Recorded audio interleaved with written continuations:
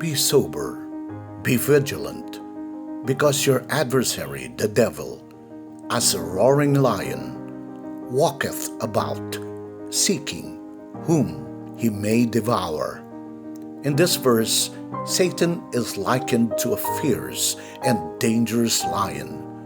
Like a lion that's skilled in hunting, he can attack us when we least expect it. We will not fear and resist the enemy by focusing on staying firm in our faith and trusting God to keep His promises.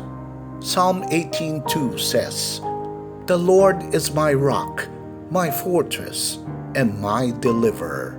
My God is my rock, in whom I take refuge, my shield and the horn of my salvation, my stronghold."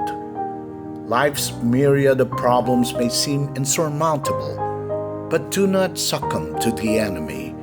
God is our fortress, shield, and strong tower, in whom we take refuge.